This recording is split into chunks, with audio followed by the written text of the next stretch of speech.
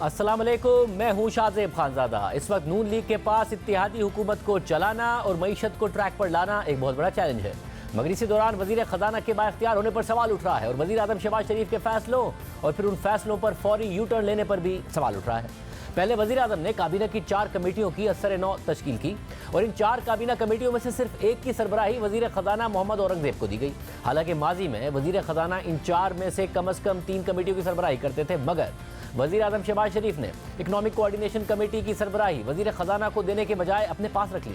और शहबाज राना की 23 मार्च की खबर के मुताबिक इस हवाले से नून लीग के अंदरूनी ज़राए ने बताया है कि ECC की चेयरमैनशिप वजीर खजाना मोहम्मद औरंगजेब को देने से मुतालिक पार्टी में वज़ाहमत मौजूद थी। खबर के मुताबिक एक अहम पेशरफ्त ये हुई है कि वजीर आजम शहबाज शरीफ ने काबीना की कमेटी बराए निजकारी की सरबराही वजीर खारजा इसहाक डार को दी है। हालांकि ये पोजीशन माजी में वजीर खजाना के पास होती थी, जबकि वजीर खजाना मोहम्मद औरंगजेब को काबीना की कमेटी बराए स्टेट ओन इंटरप्राइजेस की सरबराही दी गई है। इसके अलावा वफाकी वजीर बराए मनसूबाबंदी एहसन इकबाल को काबीना की कमेटी बराए चाइनीज इन्वेस्टमेंट प्रोजेक्ट की सरबराही दी गई है। खबर के मुताबिक ज़राए का कहना है कि हुकूमत साजी के वक्त नून लीग के अंदर इसहाक डार की जगह मोहम्मद औरंगजेब को वजीर खजाना बनाने पर इख्तिलाफ राय मौजूद था और बिलाखिर यह फैसला किया गया कि मुआशी मामलात में इसहाक डार की शमूलियत को बरकरार रखा जाएगा, मगर मुख्तलिफ कैपेसिटी में। और जब यह खबर सामने आई तो फिर तनकीद होना शुरू हो गई कि नून लीग की हुकूमत की तरफ से नए वजीर खजाना को मुकम्मल इख्तियारात नहीं दिए जा रहे हैं। तो फिर गुज़िश्ता रोज़ वजीर आजम शहबाज शरीफ ने यू टर्न लिया और इकनॉमिक कोऑर्डिनेशन कमेटी की दोबारा तश्कील दी और इसकी सरबराही दोबारा वजीर खजाना को दे दी गई। यानी एक तरफ खबरें ये आ रही हैं कि नून लीग के अंदर मोहम्मद औरंगजेब को वजीर खजाना बनाने पर इख्तिलाफ मौजूद था और जब उन्हें वजीर खजाना बनाया गया तो फिर वजीर आजम शहबाज शरीफ ने अहम मुआशी मामला से मुताल्लिक काबीना कमेटियों की सरबराही उन्हें देने के बजाय खुद अपने और पार्टी के सीनियर रहनुमाओं के पास रखी और तनकीद के बाद फिर वजीर खजाना को एक और कमेटी की सरबराही दे दी गई। 2 दिन पहले नून लीग के सीनियर रहनुमा राना सनाउल्लाह ने जियो न्यूज़ के प्रोग्राम नया पाकिस्तान में शहजाद इकबाल से बात करते हुए कहा कि वजारत दाखिला और वजारत खजाना से मुताल्लिक जो फैसले किए गए वो हुकूमत कायम रहने के ज़ामिन हैं। मियां नवाज शरीफ साहब को से मशवरा ज़रूर हुआ होगा और उनको बताया गया होगा कि जनाब ये फ़ैसले जो हैं ये फ़ैसले हुकूमत के कायम रहने के ज़ामन हैं। तो उन्होंने कहा होगा बिल्कुल ठीक है कर लें, और ये फ़ैसले दोनों फ़ैसले जिनके ऊपर आप एतराज़ कर रहे हैं, जिनका आप जिक्र कर रहे हैं, ये बड़े अच्छे फ़ैसले। मतलब इसहाक डार को हटा के वजीर खजाना औरंगजेब को लगाना अच्छा फैसला है, दुरुस्त फैसला है, बेहतर फैसला है, हुकूमत की कामयाबी के लिए बेहतर फैसला है और वजीर दाखिला का लगाना भी हुकूमत की कामयाबी के लिए मौजूद फैसला है। राना साहब इसलिए कह रहे हैं ताकि एस्टैब्लिशमेंट से ताल्लुकात अच्छे रहे आपके, और ये जो इंडक्शन है उनकी मर्जी से हुई है, इसलिए आप कह रहे हैं कि वो ताल्लुकात हुकूमत और एस्टैब्लिशमेंट के दरमियान ठीक रहेंगे क्योंकि ये लोग शामिल हैं हुकूमत में। ये आप अपने अल्फाज आप मुझसे तो ना कहलवाएं, आपने कह दिए हैं ठीक है। कोलिशन गवर्नमेंट को चलाने का मियां शहबाज शरीफ साहब का बहुत तजर्बा है, वो कंप्रोमाइज़ भी करते हैं, वो लोगों को साथ लेके भी चलते हैं, वो कर भी रहे हैं। तो मियां शहबाज शरीफ की जगह पे कोई और होता, मेरा ख्याल है कि ये कितने दिन गुजरे हैं अभी, इन दिनों में भी कुछ चीज़ें ऐसी हुई हैं कि कोई और होता तो शायद मामला जो है वो थोड़ा तल्ख हो जाता।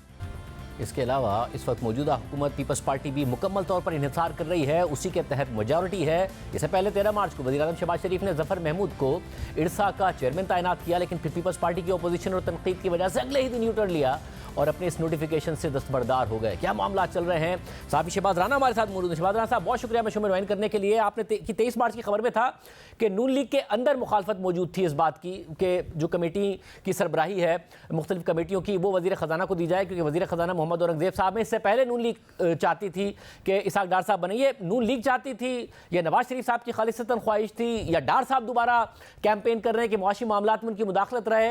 एग्जैक्टली हो क्या रहा है कि पहले सरबराही ले ली, वज़ीर आज़म ने अपने पास रख ली, प्राइवेटाइजेशन की डार साहब को दे दी, वो अभी भी उनके पास है, मगर फिर इकनॉमिक कोऑर्डिनेशन कमेटी की वापस वज़ीर ख़जाना को दे दी? क्या हो रहा है? जी बिस्मिल्लाहिर्रहमानिर्रहीम, बहुत शुक्रिया शाहज़ेब साहब। देखिए ये किसी भी वज़ीर आज़म का इख्तियार होता है कि वो अपनी टीम में किसको वो मिनिस्टर लेते हैं। ये बात ठीक है कि बहुत सारे जो स्टेक होल्डर्स होते हैं उनकी कोशिश होती है कि उनकी मर्ज़ी के या उनके ट्रस्टवर्दी लोग हैं वो की पोजीशंस के ऊपर आएँ। अब जब मोहम्मद औरंगजेब साहब को वज़ीर ख़जाना बनाने का फ़ैसला हुआ और जो मेरी आज तक की इन्फॉर्मेशन है, जो आज तक मुझे पता चला है, इसमें जो मेजर रोल था इनको फाइनेंस मिनिस्टर बनाने का वो वज़ीर आज़म शहबाज शरीफ साहब का था। More than the military establishment, it was the prime minister minister, और ये बात अभी हुकूमत बनने की या उससे पहले की नहीं है, ये सिलसिला इनका शुरू हो चुका था जब इसहाक डार साहब PDM-1 में फाइनेंस मिनिस्टर बने थे। उसके बाद के जो मामला थे वो उस वक्त के वज़ीर आज़म और उस वक्त के वज़ीर ख़जाना जो कि शहबाज शरीफ और इसहाक डार साहब थे वो ठीक नहीं चल रहे थे। यही वजह थी कि जब पिछला जो आपका एक्सटेंडेड फंड फैसिलिटी प्रोग्राम था वो नाकामी पे ख़त्म हुआ, और उस वक्त फाइनेंस मिनिस्ट्री की एक और पोजीशन होती थी, प्राइम मिनिस्टर ऑफिस की और पोजीशन थी। मैं उस वक्त मुसलसल ये रिपोर्ट कर रहा था कि IMF की जो शराइत है वो पूरी नहीं हुई, फाइनेंसिंग गैप पूरा नहीं हुआ। प्राइम मिनिस्टर ने भी उस वक्त के जो वज़ीर आज़म, आज के भी वज़ीर आज़म, फ्लोर ऑफ द हाउस कहा कि नहीं हमने शराइत पूरी कर ली है। प्राइम मिनिस्टर को पूरी जो रियलिटी उनके ऊपर रिफ्लेक्ट हुई जब वो पेरिस में गए, वहाँ पे क्लाइमेट समिट में, और वहाँ पे उनकी मैनेजिंग डायरेक्टर IMF से मुलाकात हुई। ये ताल्लुका तब से ख़राब होना शुरू हो गए थे उस वक्त का। और जो आज का जो प्रोग्राम अभी स्टैंड बाय अरेंजमेंट है, ये वज़ीर आज़म शहबाज शरीफ साहब और जो सेक्रेटरी फाइनेंस आज भी इमदादुल्लाह बोसाल, इनकी वजह से साइन हुआ था।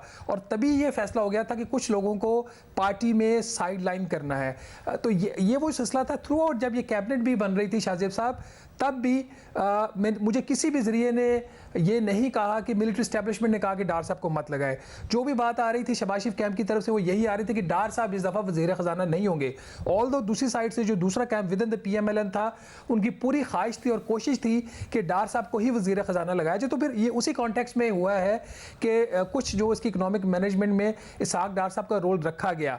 अब सवाल ये पैदा होता है, जब आप मोहम्मद औरंगज़ेब साहब को ले आए हैं, उस बंदे ने अपना कैरियर छोड़ा है, उसने अपनी तनख्वाह छोड़ी, उसने फॉरेन नेशनलिटी छोड़ी, तो फिर आप कैसे कर सकते हैं उसको कि उसके जो पर हैं वो काट दें आप आते ही? ऐसा मुल्क नहीं चल सकता, ऐसी फाइनेंस मिनिस्ट्री भी नहीं चल सकती थी। यही वजह थी कि जब ये खबर आई है तो more than the pressure, the kind of pressure that came, it strengthen the position of the prime minister कि देखें जी अब तो इसका ये रिएक्शन आ गया, इसको वापस करना पड़ेगा, और ये फैसला फिर वापस हुआ। मगर शहबाज, ये मसला ये है कि अगर शहबाज शरीफ साहब की अपनी पर्सनल चॉइस हैं, औरंगज़ेब साहब, और ज़ाहिर एक बड़े काबिल आदमी है, करियर है उनका, मगर उसके बावजूद फिर कौन है? क्या ये नवाज शरीफ साहब का प्रेशर है कि जी ठीक है वज़ीर ख़जाना तो बना दिया है, मगर ये फलां जो कमेटी की सरबराही है प्राइवेटाइजेशन की वो आप डार साहब को दे दें, जो कोऑर्डिनेशन कमेटी इकनॉमी की वो अपने पास रख लें? फिर ये किसका फैसला था जिसको पर यू टर्न लेना पड़ा फौरी तौर पर? आपको याद होगा कि जब ये कैंडिडेट थे निगरान वज़ीर आज़म के भी, तो उस वक्त भी ये मिलिट्री सपोर्ट के बगैर वो सारी चेंजेस नहीं हो सकती थी। इवन कि उस वक्त जो इलेक्शन एक्ट में जो अमेंडमेंट आई थी और इनको एक निगरान वज़ीर आज़म बनाने के लिए जो बातचीत चल रही थी, जो काबीना या निगरान वज़ीर आज़म उस वक्त जो अनाउंस हुए थे, गालिबन हफ्ते का दिन था, एज पर माई इन्फॉर्मेशन जुमेरात तक इसहाक डार साहब के ऊपर ही वो सारा वो एक उनका था कि यही बनने जा रहे हो। तो चीज़ें बाद में रिवर्स हुई कुछ। उस वक्त मेरा ख्याल है, if I am not mistaken, कि पीपल्स पार्टी की तरफ से भी फिर अपोजिशन हुई थी डार साहब के नाम के लिए, तो वो चीज़ें रिवर्स हो गई थी। तो अभी भी इसहाक डार साहब की अगर पार्टी के अंदर जो सबसे बड़ी सपोर्ट अब है वो मियाँ मोहम्मद नवाज शरीफ साहब ही हैं। जो शहबाज शरीफ कैंप है वो उस हद तक उनको इकोनॉमिक साइड के ऊपर इनको इफेक्टिव नहीं देखना चाह रहा। ये जो मेरा ये ज़ाती ख्याल है कि जो पार्टी के अंदर की जो पॉलिटिक्स का है उसका ज़्यादा रोल है, बजाय कि किसी और जो एक्सटर्नल फैक्टर उसका रोल हो और इसहाक डार साहब को साइड लाइन किया गया हो।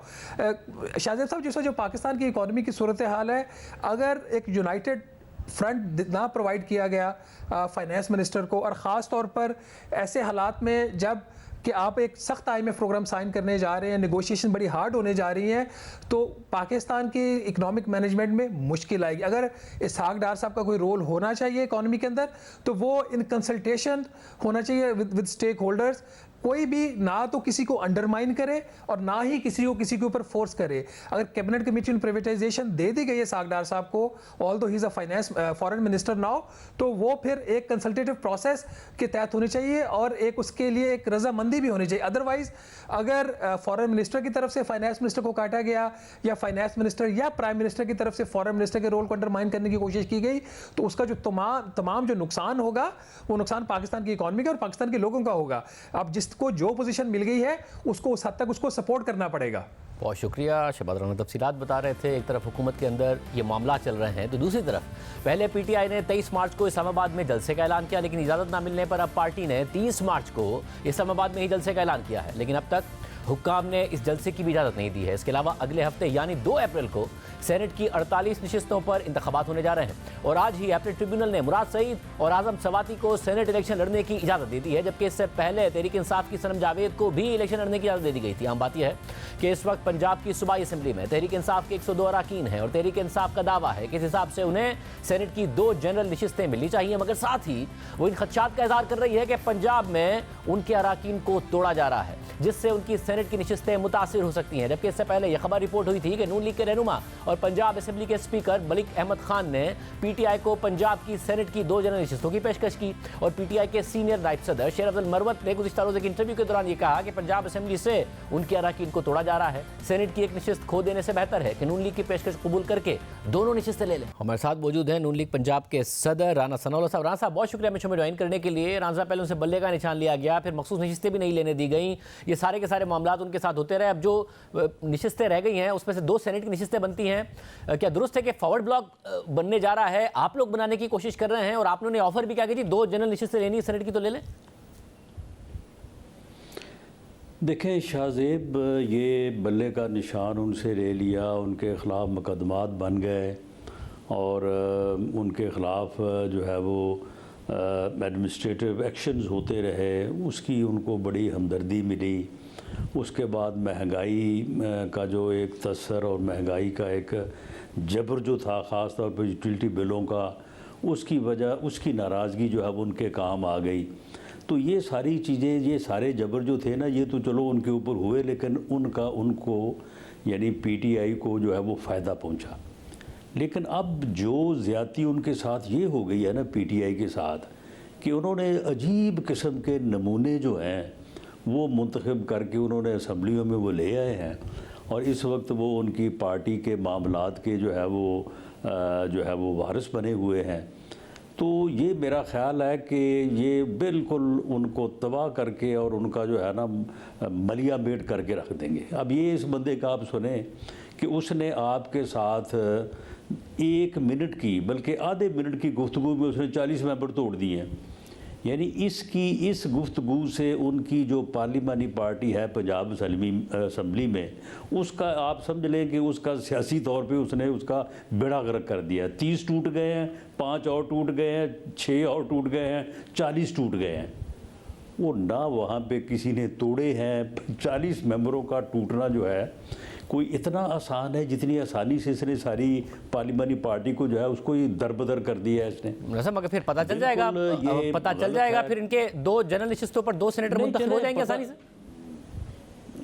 मेरा ख्याल है कि इस बयान से, क्योंकि ये जो कुछ भी है लेकिन उनकी जो हायरार्की है उसमें ये काफ़ी सीनियर है, इस बयान से मेरा ख्याल है फिर कुछ ना कुछ जो है वो हो जाएगा। जहाँ तक जनरल 2 नशिस्तों की अपना है ऑफ़र की बात, तो बिल्कुल राइटली वो ऑफ़र मेरा ख्याल है अब भी हमारी तरफ से होगी, क्योंकि 2 सीटें इनकी बनती हैं, 51 मेंबर्स के ऊपर 1 सीट बनती है। तो आराम से ये 5 हमारी बनती हैं, 2 इनकी बनती हैं, 7 सीटें हैं जनरल की। तो उसके ऊपर जो है वो इलेक्शन की एक्सरसाइज करने का फ़ायदा ही कोई नहीं है। इससे पहले भी ऐसा होता रहा है। तो अगर इन्होंने उसको एक्सेप्ट नहीं किया तो मैं समझता हूँ कि ये हमाकत की है इन्होंने। यानी आप कह रहे हैं ऑफर की हमाकतें ये करते रहेंगे। ऑफर अभी भी टेबल पर है। आप कह रहे हैं कि फिर शायद 2 ना मिल पाएंगे अगर इलेक्शन हुआ, तो हो सकता है कि, और इस बयान को भी आप कह रहे हैं कि जिम्मेदार होगा इस बात का, मगर अदरवाइज ऑफर है कि जी आप 2 सीटें ले लें, आपकी 2 बनती है। नहीं, अगर यानी बीच में को 8-10 बंदे टूट भी जाए ना, तो फिर भी 2 बनती हैं। उसकी वजह ये है कि 1 सीट के लिए 51 मेंबर्स की ज़रूरत है। पंजाब असम्बली में क्योंकि यहाँ पे तादाद मेंबर्स की बहुत ज़्यादा है फॉर 1 सीट ऑफ सेनेट, इसलिए यहाँ पे ये काम नहीं हो सकता जो बलूचिस्तान में होता है या किसी हद तक KPK में हो जाता है। तो यहाँ पे जितनी इनकी बनती हैं 2 बनती हैं, 2 इनको मिल जाएंगी। लेकिन अगर ये खाम-खा की एक्सरसाइज करके को एक्सपोज करना चाहते हैं जिस किस्म की बात इसने की है, क्योंकि इनकी तो आपस में लड़ाई ये शुरू हुई ना कि इनमें जो है वो बड़ा लीडर कौन है और ऐसी बात कौन करता है कि जो बात पूरा दिन मीडिया पे चले। तो वो उस चक्कर में उसने 40 बंदे जो है वो तोड़ दिए हैं 100 में से। तो बाकी आप देख लेंगे क्या रह गया बाकी। साहब, और आपकी हुकूमत की तरफ आते हुए अगर आप सीनियर रहनुमा हैं पार्टी के, आपने एक बात की शहजाद इकबाल साहब से बात करते हुए कि वजारत दाखिला और वजारत खजाना से मुतालिक जो फैसले किए गए वो हुकूमत कायम रहने के जामिन है। अब ज़ाहिर से तासुर ये उभर रहा है जैसे इस्टेब्लिशमेंट के नुमाइंदे हैं ये दोनों वजारतें, वजारत दाखिला भी और वजारत खजाना भी। हालांकि वजारत दाखिला पे तो ज़ाहिर मेरा ख्याल ज़्यादा डिबेट नहीं है कि मोहसिन नकवी साहब को किसके कहने पर आप लोगों ने वज़ीर दाखिला बनाया, मगर औरंगज़ेब साहब के बारे में तो तासुर है कि वो आपकी लीडरशिप से बहुत करीब रहे हैं, काबिल आदमी हैं, शहबाज शरीफ साहब को पसंद है। ये रिपोर्ट भी होता रहा, शहबाज साहब भी हमारे साथ मौजूद थे, वो भी ये कह रहे थे। आप ऐसा तासुर दे रहे हैं जैसे वो भी, उनको भी इसलिए दिया गया इसहाक डार साहब की जगह ताकि जमानत है कि वो किसी के कहने पर आए हैं। नहीं, देखें बात ये है कि अब आपने जो बात की उससे तो ये तसर जाता है कि शायद इसहाक डार साहब जो है वो मियाँ शहबाज शरीफ साहब को पसंद नहीं है या उनके साथ उनका जो है वो इज़्ज़त एहतराम का रिश्ता नहीं है, जबकि मेरे इज़्ज़त एहतराम का रिश्ता होगा, मगर मेरे अलावा भी ये तासुर है। नहीं, उनकी काबिलियत नहीं, उनकी काबिलियत में भी कोई शक शुबा नहीं है, बहुत ऑनेस्ट और बड़े मेहनती इंसान है और हमारी पार्टी का वो बड़ा असासा है।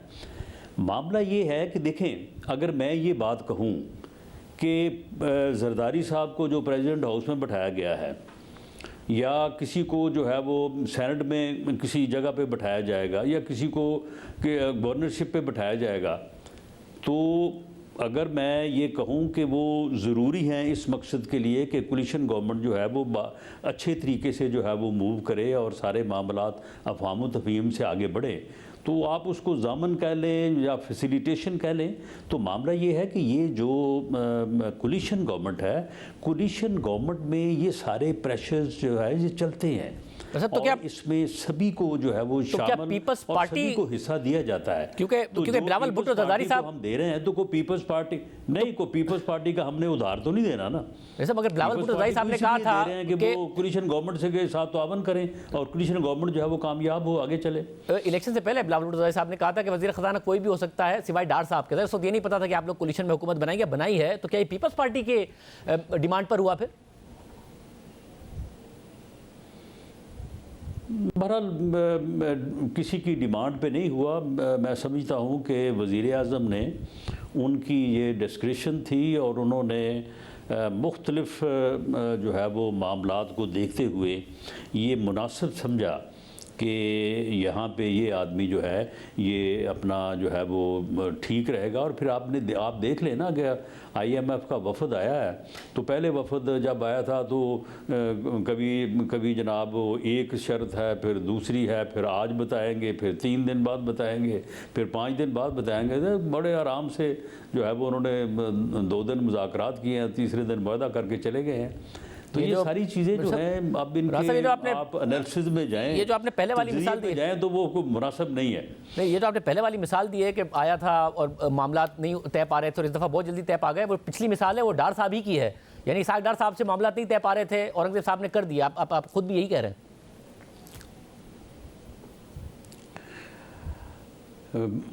मामला ये है कि मैं समझता हूँ कि डार साहब जो हैं वो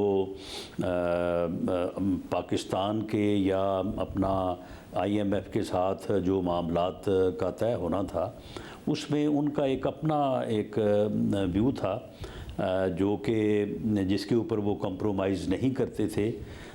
लेकिन बहरहाल मैं इस मामले में उनके साथ हूँ। मैं समझता हूँ कि उनका व्यू जो है वो दुरुस्त था। तो अब ठीक है, मामला तो आगे बढ़े हैं, लेकिन आगे जो देखेंगे कि ये मामला जो है वो किस तरह से फिर हमें पॉलिटिकली या लोगों को किस तरह से जो है वो इन मामलात को फेस करना पड़ता है। वैसे मगर उसमें मसला ये है कि जो आप कह रहे हैं कि उनका एक व्यू था, उस वक्त यही तासुर, जो आप कह रहे हैं कि तासुर जा रहा है इस बात से कि जैसे शहबाज शरीफ साहब नहीं चाहते थे, यही तासुर है कि शहबाज शरीफ साहब नहीं चाहते थे उसी एपिसोड की वजह से जिसमें उन्हें खुद इंटरवीन करना पड़ा, खुद MD IMF से मिलना पड़ा, खुद IMF के वफ्द को बुलाना पड़ा, खुद उसके बाद डील हुई एक स्टैंड बाय अरेंजमेंट की कि वो नहीं चाहते थे कि डार साहब हो। नवाज शरीफ साहब चाहते हैं किसी भी तरीके से कि उनकी इन्वॉल्वमेंट हो डार साहब की इकोनॉमी के मामलात में। नहीं, ऐसा हो नहीं सकता कि मियाँ नवाज शरीफ साहब कोई चीज़ चाहते हों और वो मियाँ शहबाज शरीफ साहब ना चाहें। मेरा ख्याल है कि मियाँ शहबाज शरीफ का फैक्टर इसमें नहीं है, इसमें कुछ और फैक्टर्स हैं जिनके ऊपर मैं बात नहीं करनी चाहता। मतलब अब देखें ना, जब आप ये बात करते हैं, क्योंकि आप कहते तो ये हैं कि हम मुल्क के लिए अपनी सियासत को दाव पर लगाकर ये हमने ये हुकूमत ली है, मगर जब दो अहम वजारतें दे देते हैं और ये तासुर भी देते हैं कि जी हमारी अपनी मर्जी नहीं है, तो फिर ऐसा लगता है आप डेस्परेट ही हैं मुल्क के लिए। क्या जो दो अहम वजारतें तो आपने दे दी हैं, तो फिर आप डेस्परेट हैं हुकूमत करने के लिए? नहीं, हम डेस्परेट नहीं है हुकूमत करने के लिए, हम इस हुकूमत को कामयाब बनाने के लिए डेस्परेट हैं। क्योंकि अगर ये हुकूमत कामयाब नहीं होती तो फिर देखें, असल तो बात ये है कि फ़ैसला तो ये होना चाहिए था, और अगर ऐसा होता तो बहुत बेहतर होता और पाकिस्तान के बेहतरीन मफाद में होता। मैं ठीक है, अवामी फ़ैसला है और अवामी फ़ैसला के ऊपर जो है वो उसे गलत नहीं कहा जा सकता, लेकिन उससे इख्तलाफ जो है वो किया जा सकता है। आवाम का फ़ैसला ये होना चाहिए था कि PMLN को जो है वो सिंपल मेजॉरिटी जो है वो मिलती, ये स्प्लिट मैंडेट जो है वो ना होता, और मियाँ नवाज शरीफ साहब जो है वो PMLN के वज़ीर-ए-आज़म होते, तो अगले 2 साल में पाकिस्तान जिस दलदल में गिरा हुआ है, अल्लाह के फजल से जब वो पाकिस्तान इससे निकल आता। वैसे मगर अब जब स्प्लिट मैंडेट आया है तो अब इसके अलावा और कोई चारा ही नहीं है हमारे पास, और कोई तरीक़ाकार ही नहीं है, कोई ऑप्शन ही नहीं है, तो वैसे फिर मगर ये तो कुछ ना कुछ तो करना पड़ेगा ना। और साहब, ये कहा जाता है कि पार्टी में लास्ट होप है, लास्ट होप है। मगर पार्टी में कहा जाता है कि स्ट्रांग राय है कि ना लेते बेहतर था, आप हों या फिर साद रफीक साहब हों, उन्हें मिनिस्ट्री भी ऑफर की गई, आप लोगों ने भी लेने से इनकार किया कि नहीं जी हम तो, आप लोग तो खुद नहीं हुकूमत का हिस्सा बनना चाह रहे हैं किसी भी तरीके से। नहीं, देखें, ये बात दुरुस्त है कि पार्टी में जब इसके ऊपर मशावरत हुई तो इसमें एक बहुत मजबूत राय थी कि हमें वफाक में जो है वो हुकूमत नहीं लेनी चाहिए। पंजाब में हमारी अक्सरियत जो उस वक्त तक आलमोस्ट हम जो है वो नंबर तक पहुंच चुके थे, तो पंजाब में जो है वो हमें हुकूमत जो है वो बनानी चाहिए। तो लेकिन अब फिर ये है कि फिर और बहुत सारे फैक्टर्स होते हैं, बहुत सारे प्रेशर्स होते हैं, बहुत सारी चीज़ों को मद्देनज़र रखना होता है, लेकिन बहरहाल अल्टीमेटली जो है वो फ़ैसला ये हुआ कि मरकज़ में भी हुकूमत जो है वो बनाई जाए। तो अब जब बनाई जाए तो अब पार्टी के फ़ैसले के साथ हैं। मैं ख़ुद ज़ाती तौर पे अपनी राय की हद तक जो है वो इस बात से मुतफिक नहीं था, हाँ, लेकिन जब पार्टी ने फ़ैसला कर लिया तो मैं अब पार्टी के फ़ैसले के साथ खड़ा हूँ। मगर कोलिशन की सूरत में ज़ाहिर इस वक्त मुश्किल फ़ैसले हो रहे हैं, अगर कामयाब होंगे क्रेडिट आपको मिलेगा, नहीं होंगे ब्लेम आपके ऊपर आएगा। आपको लगता है कि 5 साल एज ए कोलिशन आप निकाल पाएंगे, या पीपल्स पार्टी जरदारी साहब 2-2.5-3 साल बाद कुछ ना कुछ ऐसा कर रहे होंगे कि जिसकी वजह से शायद असेंबली तो चल रही हो, हुकूमत आपकी सरबराही के तहत ना चल रही हो, आपके वज़ीर आज़म के तहत? देखें, ये अब किसी के रवैये के मतलब जो है वो पेशीन गोई तो प्रिडिक्शन तो नहीं की जा सकती, लेकिन पीपल्स पार्टी का मेरा ख़्याल है कि रवैया इसी तरह से रहेगा जिस तरह का अभी अब शुरुआत में आप देख लें कि इरसा के चेयरमैन के ऊपर उन्होंने क्या रवैया अपनाया, और इसी तरह से बाकी मामलात भी जो हैं, तो इन चीज़ों के ऊपर मेरा ख़्याल है कि यानी हर बात पे तनकीद भी होगी, हर बात के ऊपर अपना मौक़िफ़ भी होगा, हर बात पे अच्छा बनने की कोशिश होगी, और कोशिश ये होगी कि हर बात की ज़िम्मेदारी जो है वो अगर कोई डेबिट है तो वो हमें जाए, और कोई क्रेडिट है तो वो दूसरे कोलिशन पार्टनर्स को जाए। तो मेरा ख़्याल है कि ये हमारे जो कोलिशन पार्टनर्स हैं, ये इस किस्म का रवैया रखने का जो है वो इम्प्रेशन उनसे आ रहा है। तो अब हम तो इसमें जो है वो कोशिश करेंगे कि ये मामलात जो हैं ये बेहतर अंदाज से आगे बढ़ें। बाकी आगे फिर जो है वो कोई कबल अज़ वक्त जो है वो कोई बात हतमी तौर पे नहीं की जा सकती। मगर जब आपने ये कहा था कि शुरू में ही हुकूमत बनने के बाद ही कुछ एक आध मामला ऐसा हो गया था कि शहबाज शरीफ साहब के अलावा कोई वज़ीर आज़म होता तो मुश्किल हो जाता, मगर उन्होंने सूरत हाल संभाल ली। वो इरसा के चेयरमैन वाली बात थी कि पीपल्स पार्टी ने शोर मचाया और फ़ौरन पीछे हट गए, यू टर्न ले लिया शहबाज शरीफ साहब ने। इसी पर आप कह रहे थे कोई और होता तो मुश्किल हो जाता? नहीं, मेरा ख़्याल है कि यू टर्न का लफ्ज़ तो ज़्यादा सख्त हो जाता है। मेरा ख़्याल है कि उन्होंने अकोमोडेट किया, लेकिन ये बात दुरुस्त है। अगर मियाँ शहबाज शरीफ साहब की जगह पे अगर मियाँ नवाज शरीफ साहब भी होते तो शायद वो ये कहते कि भाई अब एक फ़ैसला हो गया है, तो अब आप आगे चल के देखेंगे, आप इसको फौरी तौर पे जो है वो आज सुबह नोटिफिकेशन हुआ है, तो इसको दोपहर को जो है वो वापस लेना मुनासिब नहीं है। लेकिन बहरहाल मियाँ शहबाज शरीफ साहब बड़ा दिल करते रहे हैं। 16 माह में भी मैं एक से ज़्यादा चीज़ों की, बल्कि 20 चीज़ों की जो है वो मिसालें दे सकता हूँ कि उन्होंने किस तरह से जो है वो 13 पार्टियों का कोलिशन जो है वो उसको चलाया। तो अब भी जो है वो मामला जो है वो इस तरह के तो उनको दरपेश होंगे, लेकिन फिर कोई ना कोई चीज़ फिर ऐसी भी होती है कि जहाँ पे किसी को खड़ा होना पड़ता है। और ऐसा हुआ तो फिर क्या होगा? मतलब शहबाज शरीफ साहब भी आपको लग रहा है कि कहीं ना कहीं किसी न किसी लेवल पर खड़े होंगे जिस पीपल्स पार्टी इतना टफ टाइम देगी? हाँ, नहीं फिर देखें ना, आखिर उनको भी जो है वो सारे मामलात, सियासत तो उन्होंने भी करनी है और जमात के साथ ही करनी है। जमात में कोई इस ऐसी बात को कि आप सुबह एक फ़ैसला करें और दोपहर को जो है वो आपको, या तो ये था ना कि इस मामले पे एहतजाज किए बग़ैर रिक्वेस्ट की जाती और वो रिक्वेस्ट जो है वो कंसिडर होके वो फ़ैसला वापस हो जाता। आप जो है वो फौरी तौर पे एहतजाज करें, मीडिया पे आ जाएं और जो है वो जिस तरह से कहते हैं कि हला मचा दें आपके, जी ये क्या कर दिया, वापस करें जी, और उसके बाद फिर वापस हो, तो ये फिर पॉलिटिकली जो है ना वो फिर पार्टीज़ में इन चीज़ों को जो है वो इसके ऊपर फिर तनकीद आती है। बहुत शुक्रिया साहब की गुफ्तगू आपने सुनी। और एक बड़ा स्कैंडल सामने आया है, उसकी तफसीलात आपके सामने रखेंगे ब्रेक के बाद।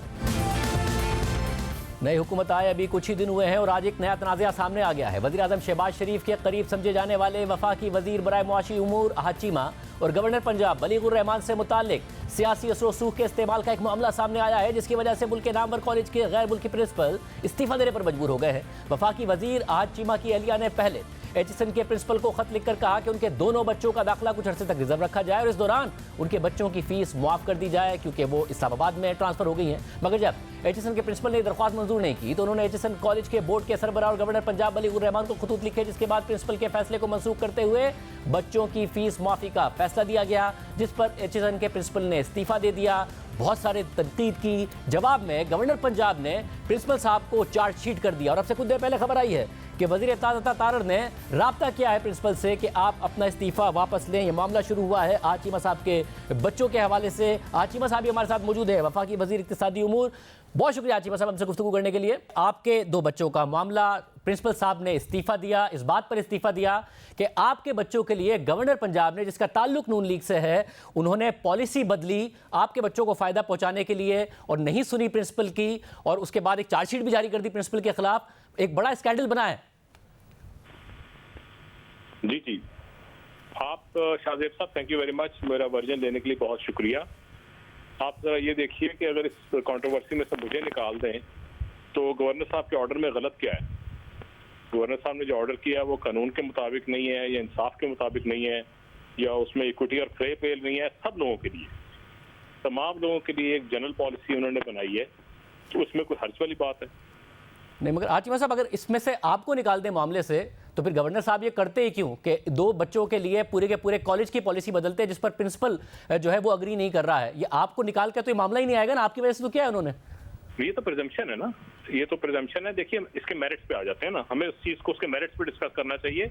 मैं ये डिस्क्लेमर इसलिए दे रहा था कि ये थॉट जरूर पैदा हो जाए आपके और व्यूअर्स के ज़हन में कि मुझे निकाल के इस चीज को इसके मेरिट्स पे देखा जाए। वैसे मगर आपकी दरख्वास्त पर हुआ है ना, ये तो आपको निकाला कैसे जा सकता है। मैं कह रहा हूँ क्योंकि प्रिंसिपल साहब कह रहे हैं कि पिछले 8 साल में तो ऐसा कुछ हुआ नहीं, तो आपको निकाल दें तो फिर आगे भी नहीं होता, आपकी वजह से हुआ। नहीं, ये तो प्रिजम्पशन है ना। मेरा इंटरेस्ट इसमें अगर कोई है तो वो तो बताना पड़ेगा ना, मैंने यहाँ पे इंटरेस्ट किया है। आप इसके जरा मेरिट्स को देख लीजिए ना, उस पर जरा बात कर लेते हैं। देखिए मेरी मिसेज गवर्नमेंट सर्वेंट है, उन्होंने 2022 में एप्लीकेशन दी प्रिंसिपल साहब को कि जी मेरी ट्रांसफर हो गई है, इसकी वजह से मुझे बच्चे शिफ्ट करने हैं और मुझे आप लीव दें। प्रिंसिपल साहब ने कहा लीव हम देंगे लेकिन आपको फुल फी देना होगी। ठीक है जी, मेरी मिसेज ने उस पर उनको कहा कि जी फुल फी दोनों जगह पर देना तो मुश्किल काम है और ये पॉलिसी जो है आप अपनी रिव्यू करें। प्रिंसिपल ने एग्री नहीं किया, जो उनकी मर्जी है। मेरी मिसेज ने गवर्नर साहब को एप्लीकेशन दी, गवर्नर साहब ने इसको कोई फैसला नहीं किया, इसको बोर्ड को रेफर कर दिया। अब देखिए ये बोर्ड है जो 2019 में या उस जमाने का बना हुआ है, उसमें नून लीग का कोई ताल्लुक नहीं है जिससे इसको लिंक किया जा रहा है। उस बोर्ड ने अपनी मीटिंग में 2023 की जनवरी या फरवरी की बात है, उसके मिनट्स मेरे पास मौजूद हैं, इसको ओवरवेलमिंगली सपोर्ट किया। ओके जी, सब लोगों ने कहा कि जी बिल्कुल फेयर बात है, अगर कुछ बच्चे जाते हैं फॉर कंपल्शन तो उनकी जगह और दाखिले भी हो सकते हैं और कॉलेज को कोई इतना बड़ा मसला नहीं है। कोई 3000 की स्टूडेंट बॉडी है, साल की 10-15 एप्लीकेशंस आती हैं, तो ये वी कैन एंटरटेन दैट। और ये जनरल पॉलिसी के तौर पे उन्होंने इसको अप्रूव किया और मैनेजमेंट को कहा कि आप इसकी मोडेलिटीज बना के लाएं। उसके बाद अगले साल सवा साल तक ये मोडेलिटीज ना बनाई उन्होंने और वे इफेक्टिवली रिफ्यूज किया बोर्ड की उस पॉलिसी को इम्प्लीमेंट करने पे। अब उस बोर्ड के साथ मेरा कोई इंटरेस्ट अगर कोई आपके नॉलेज में है तो वो मुझे बता दें। मैं आपको ये बता सकता हूं कि 4 दिसंबर 2023 को प्रिंसिपल साहब ने गवर्नर साहब को खत लिखा और उन्होंने बाकायदा तौर पर यह कहा कि प्रिंसिपल ने कोई इलीगल काम नहीं किया है।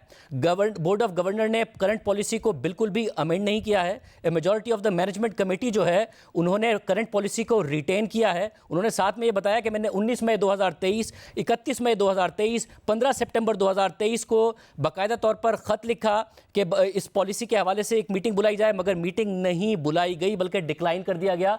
तो गवर्नर साहब के हवाले से वो तो बता रहे हैं कि उन्होंने कितना कुछ कहा, मगर बोर्ड को मिसरिप्रेजेंट या मिसइंटरप्रेट कर रहे थे गवर्नर साहब उस वक्त। ये बताइए कि बोर्ड सुपर बॉडी है या मैनेजमेंट कमेटी या प्रिंसिपल? कॉर्पोरेट गवर्नेंस में क्या मैनेजमेंट बोर्ड को जवाबदेह होती है या बोर्ड मैनेजमेंट को जवाबदेह होता है? मगर बोर्ड के हवाले से जो बात गवर्नर साहब की तरफ से कही जा रही थी वो बता रहे हैं कि बोर्ड ऑफ गवर्नर ने करंट पॉलिसी को अमेंड नहीं किया। वो ये नहीं कह रहे हैं कि मैनेजमेंट कमेटी के ऊपर नहीं है बोर्ड, वो कह रहे हैं बोर्ड ने नहीं किया। साहब ये तो रिकॉर्ड की बात है ना कि बोर्ड ने इसको सपोर्ट किया और कहा कि आप मॉडलिटीज बना के लाएं, यानी इसकी डिटेल्स वर्कआउट करके लाएं। अच्छा, हमारा वर्जन सिर्फ ये था कि आप बोर्ड जो फैसला करेगा हम उस पर अमल करेंगे और आप भी करें। अगर बोर्ड हमारे खिलाफ फैसला कर दे तो ठीक है, हम उस पर सेटिस्फाइड हैं, लेकिन बोर्ड को फैसला करने दें। प्रिंसिपल साहब ने बोर्ड के उस फैसले के बावजूद हमारे बच्चों को टर्मिनेट कर दिया।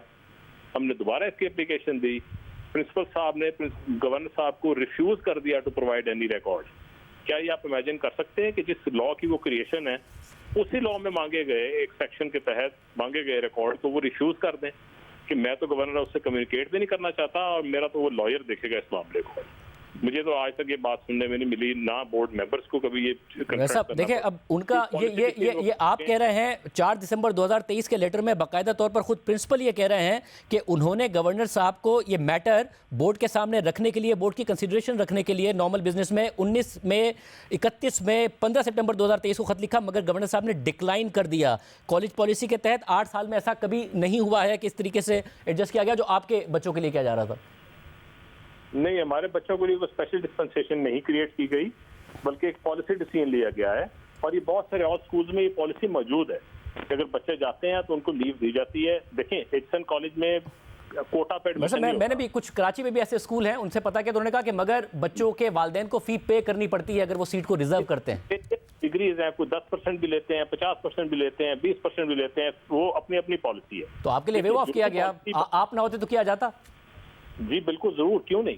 देखिए, गवर्नर प्रिंसिपल साहब ने मुझे 2 दफा अप्रोच किया जाती हैसियत में कि आप अपने बच्चों की हद तक ये मसला हल करवा लें, आप इसको पॉलिसी लेवल पे एजिटेट मत करें।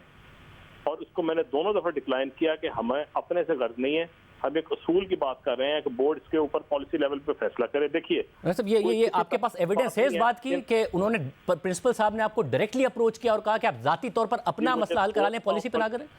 2 दफा मुझे उन्होंने इनडायरेक्टली अप्रोच किया। मैं मेंबर्स के नाम भी ले सकता हूँ जिनके थ्रू अप्रोच किया, ठीक है जी। अगर वो चाहेंगे इसको सबके मैं सामने लेकर आऊँ तो मैं लेकर आने को तैयार हूँ कि उन्होंने मुझे किसके जरिए ये ऑफर किया और एक से ज्यादा दफा की। मैंने उस पर यह कहा कि जी मैं ये इसको इन प्रिंसिपल ही जो फैसला होगा हम भी उसको मानेंगे, आप भी मान लें। अगर हमारे खिलाफ होता है we have no grievance with that, लेकिन आप जो करें सबके लिए करें, हमें इंडिविजुअल रिलीफ नहीं चाहिए। वैसे मगर अगर आप कहते हैं कि अगर आपको बीच में सटा दिया जाए, जैसे अब प्रिंसिपल साहब फैसला करते हैं, उसके बाद गवर्नर पंजाब एक चार्जशीट जारी कर देते हैं प्रिंसिपल के खिलाफ के 40 लाख रुपए तनख्वाह लेते हैं, फॉरेनर, बाकायदा तौर पर फॉरेन कंट्री से आया हुआ 40 लाख रुपए क्या तनख्वाह है कितने बड़े कॉलेज को संभालने के लिए जिसमें आपके बच्चे भी पढ़ते हैं। एक ऐसी चार्जशीट उनके खिलाफ जारी कर दी गई है। हालांकि जो सैयद बाबर अली साहब हैं, जिनका बहुत बड़ा नाम है पाकिस्तान की एजुकेशन में, पाकिस्तान की एजुकेशन के हवाले से बहुत एक मोतबर नाम है, वो कह रहे हैं कि उन्होंने 1934 से वो मुंसलिक हैं इन तमाम चीज़ों से, इस कॉलेज के साथ उन्होंने नहीं देखा कि इतना अच्छा प्रिंसिपल और इतना अच्छा किसी ने काम किया हो, वो भी इनकी तारीफ कर रहे हैं। अगर आप ना होते तो इतनी बड़ी चार्जशीट गवर्नर साहब जारी करते और इतना पर्सनल लेते इस मामले को? देखिए, मुझे प्रिंसिपल साहब के ऊपर ना कोई एतराज है, ना मैं उनको जज कर सकता हूँ, ना मैं इस पोजीशन में हूँ। मुझे सिर्फ अपने काम के मेरिट्स पे बात करनी है, ठीक है। जो मीटिंग बोर्ड की हुई जिसमें इस पॉलिसी को सपोर्ट किया गया, बाबर अली साहब भी मिनट्स के अंदर मौजूद है कि वो भी इसको सपोर्ट कर रहे हैं पॉलिसी को। उसकी अदरवाइज परफॉर्मेंस मेरा बिल्कुल सब्जेक्ट नहीं है इस वक्त। गवर्नर साहब के और बोर्ड के उनके साथ और कितने इश्यूज चल रहे हैं ये भी मेरा बिल्कुल मैंडेट नहीं है, ना मैं इस पर कमेंट करूंगा, ना मुझे इसके फैक्ट्स का पता है। नहीं, मगर आपने एक और इंटरव्यू में कह चुके हैं आपके इनके बड़े इश्यूज चल रहे थे, तो आप मुतमईन नहीं है? आपके बच्चे वहां पढ़ते हैं तो आपको पता होगा वो कैसा चला रहे थे इसको। उतरता नहीं है। गवर्नर साहब ने जो प्रेस रिलीज दी है या जो उनके बोर्ड में और इश्यूज चल रहे हैं, वो पहले 2 दफा रिजाइन कर चुके हैं, वो उनका और उनके बोर्ड का मामला है। अच्छा, मगर मैं आपको, और जो बाबर अली साहब कह रहे हैं कि इस पूरी हिस्ट्री में उन्होंने इतना अच्छा प्रिंसिपल नहीं देखा जितने अच्छा काम किया हो। आपके बच्चे वहां पढ़ रहे हैं और आप बच्चों को रिटेन रखना चाहते हैं, रिजर्व रखना चाहते हैं वापस उस स्कूल में जाए। अगर प्रिंसिपल अच्छा ना काम कर रहा तो आप क्यों चाहते हैं? देखिए मेरी बात सुनिए, ये फैसला गवर्नर साहब कर रहे हैं मार्च 2024 में। अब हम यहाँ पर दोबारा in the 3rd year government में आ चुके हैं और ये मुझे नहीं पता कब तक है, लेकिन ये 5 साल की टर्म यहाँ पे स्टार्ट हो गई है। हमें अपरेंटली इस वक्त इमीडिएटली शॉर्ट टर्म में वापस जाने का कोई हमारा प्लान नहीं है। हमारा इस वक्त के फौरी फैसले से कोई ताल्लुक नहीं है, सिवाय इसके कि ये 2 साल से एक चीज चल रही है। और जो मैंने आपको बार बार बताया कि हमें इंडिविजुअल रिलीफ ऑफर किया गया है, जो लोग मुझे ये कह रहे हैं कि मैंने करवाया है, एक्चुअली द रिवर्स। हमने इंडिविजुअल रिलीफ रिफ्यूज किया और कहा है कि आप जो फैसला करना है सबके लिए करें। सब, और क्या पहले मेरिट को देखें। और पहले आप कह रहे हैं कि बच्चे छोड़, क्या आपके इल्म में है कि पहले भी लोगों के साथ ये प्रॉब्लम हुआ हो कि वो जा रहे हैं और वो चाहते हो कि रिजर्व किया जाए, इसलिए आपने सबके लिए कराया था, पॉलिसी कराया? जी, ऐसे लोगों को देखा है जिनको अपने स्कॉलरशिप्स फोरगो करने पड़े हैं कि अगर बच्चों को बाहर ले जाएंगे तो एक्शन का एडमिशन खत्म हो जाएगा। देखिए, एक्शन में एडमिशन हर क्लास में होता नहीं है, ना ये किसी कोटा पे एडमिशन मिलता है कि ये गवर्नमेंट सर्वेंट्स के बच्चे हैं। ये एक ऑल पाकिस्तान कंपटीशन से लोग एडमिशन लेते हैं। लेट्स से वो क्लास 2 में एडमिशन लिया, 3 में उसको जाना पड़ गया, वो 4 में वापस आके वापस एडमिशन ले नहीं सकता। लोगों को बड़ी हार्ड चॉइसेस करनी पड़ती है, या बच्चे छोड़ के जाना पड़ता है किसी के पास, या अपने कैरियर ऑप्शन फोरगो करने पड़ते हैं। तो ये इतना हार्ड क्यों है? 3000 की स्टूडेंट बॉडी है, क्या उनके पेरेंट्स एक कम्युनिटी नहीं है? क्या उनके जेन्युइन इश्यूज को देखना एचएन कॉलेज का काम नहीं है? उसकी मैनेजमेंट और उसके बोर्ड को ये नहीं देखना चाहिए कि लोगों के जो जेन्युइन इश्यूज हैं उनके लिए हम क्या पॉलिसीज बनाएं? सर, जब आप कह रहे हैं कि ऐसे बहुत सारे लोगों को आप भी जानते हैं जिन्हें अपनी स्कॉलरशिप्स भी फोरगो करनी पड़ी, ये सारा मामला है, मगर उसके बावजूद अगर पॉलिसी नहीं बदली थी तो इसका मतलब है आपको तो इक्वेशन से नहीं निकाल सकते ना, क्योंकि बाकियों का वो पहुंच नहीं थी गवर्नर साहब के साथ, आपकी थी। हमने इसीलिए तो इसको पॉलिसी लेवल पे रेज किया और अपने लिए सोल्यूशन नहीं लिया ना। मगर आप समझते हैं कि खुद जाहिर बच्चे तो मासूम होते हैं, आपके बच्चों के लिए ये इतना बड़ा स्कैंडल बनना उनके लिए भी अच्छा नहीं है। आपको लगता है इस तरीके से परसू करना चाहिए था आपको ये मामला? नहीं, हमने कोई एक एप्लीकेशन दी है अगर, तो उसमें क्या बुराई है?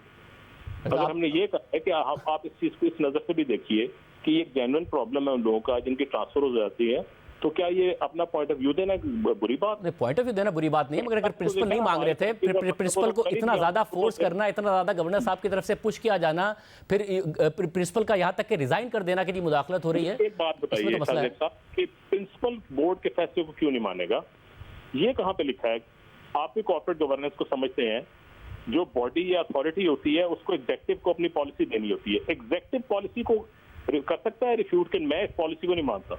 मतलब अब आगे क्या है, क्योंकि तारड़ साहब ने तो उनसे राब्ता किया है, ये खबर आ रही है कि तारड़ साहब ने उनसे राब्ता किया है कि आप मुस्ताफी ना हो, हालांकि गवर्नर साहब एक चार्जशीट जारी कर चुके हैं। क्या हो रहा है? जी, वो मेरा मसला नहीं है, मैंने सिर्फ आपको अपनी चीज का वर्जन बताना है कि हमारी साइड की क्या स्टोरी है, बाकी वो गवर्नर साहब जाने और वो जाने। बहुत शुक्रिया चीमा साहब की गुफ्तगू आपने सुनी। प्रोग्राम में ब्रेक शामिल करते हैं, कोराम पर बात करेंगे। साबिक वज़ीर आज़म इमरान खान के खिलाफ मुख्तलिफ मुकदमात ज़ेर समात हैं, जिनमें से आजकल साइफर केस के खिलाफ अपील की समात रोज़ाना की बुनियाद पर जारी है। इस्लामाबाद हाई कोर्ट में आज भी साइफर केस के फैसले के खिलाफ इमरान खान और शाह महमूद कुरैशी की अपीलों पर चीफ जस्टिस आमिर फारूक और जस्टिस मियां गुल हसन औरंगजेब ने समात की। एडवोकेट जनरल इस्लामाबाद अयाज शौकत अदालत के सामने पेश हुए। चीफ जस्टिस आमिर फारूक ने इमरान खान के वकील सलमान सफदर से सवाल किया कि क्या साइफर ईमेल के जरिए कोडेड लैंग्वेज में आता है, जिसमें मियां गुल हसन औरंगजेब ने रिमार्क्स दिए कि ईमेल के साथ अटैचमेंट होगी जो डाउनलोड की गई। चीफ जस्टिस आमिर फारूक ने सवाल किया कि साइफर दफ्तर खारजा में मौजूद होने का मतलब है कि ईमेल मौजूद होगी। क्या आपने जिरा के दौरान ये सवालात नहीं किए? वकील सलमान सफदर ने जवाब दिया कि हमने तो जिरा के दौरान भी इस हद तक सवालात नहीं किए। जस्टिस मियां गुल हसन औरंगजेब ने सवाल किया कि क्या असल साइफर दफ्तर खारजा में मौजूद है? FIA के प्रोसिक्यूटर हामिद अली शाह ने जवाब दिया कि साइफर की असल कॉपी को दफ्तर खारजा में मौजूद होना चाहिए। इस पर चीफ जस्टिस आमिर फारूक ने रिमार्क दिए कि होना चाहिए नहीं, आपको बड़ा टू द पॉइंट जवाब देना होगा। जिस दस्तावेज के गलत इस्तेमाल का इल्जाम है उसका मतन रिकॉर्ड पर ही नहीं है, ये क्रिमिनल केस है, हम मफरूजों पर नहीं जा सकते। बगैर किसी शक व शुबे के केस साबित करने की जिम्मेदारी प्रोसिक्यूशन पर है, ये याद रखिएगा। सलमान सफदर ने इस पर कहा कि इसमें कुछ लिंक्स मिसिंग हैं। दफ्तर खारजा की गवाह शमून ने कहा कि ओरिजिनल साइफर दफ्तर खारजा में पड़ा है, इस FIR में साइफर लफ्ज गलत इस्तेमाल हुआ है। साइफर दफ्तर खारजा में ही रुक जाता है, आगे प्लेन टेक्स्ट की कॉपी जाती है। जस्टिस मियां गुल हसन औरंगजेब ने रिमार्क दिए कि ट्रायल कोर्ट के फैसले में भी कुछ जगहों पर मैंने पढ़ा है, वहां भी कॉपी लिखा हुआ है। ये कहाँ लिखा है कि साइफर की कॉपीज को जाया किया जाएगा? हम अपील सुन रहे हैं, हमें ट्रायल कोर्ट के फैसले की कानूनी पोजीशन देखनी है, ना जज को ना ही प्रोसिक्यूशन को वो डॉक्यूमेंट दिखाया गया। किसी को पता नहीं है कि साइफर का मतन क्या है, लेकिन कह रहे हैं कि दुश्मन को फायदा हो गया। साइफर का मतन जज, प्रोसिक्यूशन या मुल्जिमान के बुकला के सामने ही नहीं। चीफ जस्टिस का एडवोकेट जनरल इस्लामाबाद से मुकालमा करते हुए कहना था कि अदालत ने एडवोकेट जनरल से स्टेट काउंसिल्स की CVs तलब की थी। बुध के रोज ऑर्डर हुआ था, आपने अभी तक CVs की कॉपी नहीं दी। एडवोकेट जनरल अयाज शौकत ने कहा कि हमें कोर्ट का ऑर्डर ही नहीं मिल सका था। चीफ जस्टिस ने इस पर रिमार्क दिए कि आपकी मौजूदगी में ऑर्डर लिखवाया था, आप हमारे ऑर्डर को बहुत गैर संजीदा ले रहे हैं। चीफ जस्टिस ने जेल हुक्काम पर बरहमी का इजहार करते हुए रिमार्क दिए कि सुप्रीटेंडेंट अडियाला जेल से रिकॉर्ड तलब किया था, वो भी पेश नहीं किया गया। क्या ये सिविल कोर्ट है, मजिस्ट्रेट कोर्ट है कि हाथ से फाइल करेंगे? इसके बाद अदालत ने इमरान खान और शामी मुत्तुरेशी की अपीलों पर समाअत कल तक के लिए मुलतवी कर दी। आज के प्रोग्राम में इतना ही, दीजिए, अल्लाह हाफिज़।